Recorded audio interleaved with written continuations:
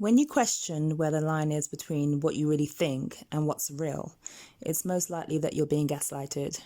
Gaslighting is when you get lost in the reality of the narcissist and you lose touch with your own reality. You basically lose yourself to a false reality. So the narcissist systematically knocks down your internal confidence and perception of reality to the point where you have this ever-growing uncertainty of yourself and your view of the world.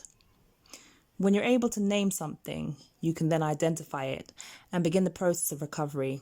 And it's very hard to heal from something before you understand what you're really dealing with.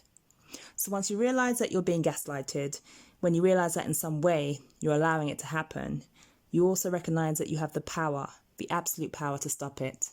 One of the best ways to deal with gaslighting is obviously to go no contact. But if that's not feasible for you right now, then you can just take a step back and start documenting things, meaning you start journaling and write down what's happened, what they said, and most importantly, the truth of the matter, from your perspective, obviously. The next thing you can do, which has been tremendously helpful with people that I work with, is to get yourself someone to break the fantasy.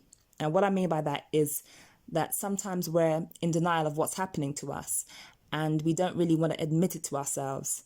But when you get yourself another person or another channel of information coming in, they can be that voice to say to you, something's not right here. Or I actually saw a quote by an amazing woman who documents her story of narcissistic abuse through her art. She's called The Narcissist and Me on Instagram.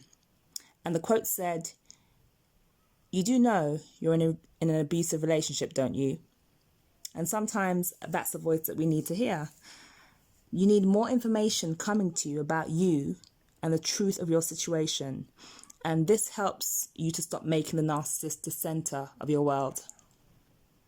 Something important to remember is also that even if something the narcissist is saying about you is true, because it does happen, they look at your weaknesses and they prey on those.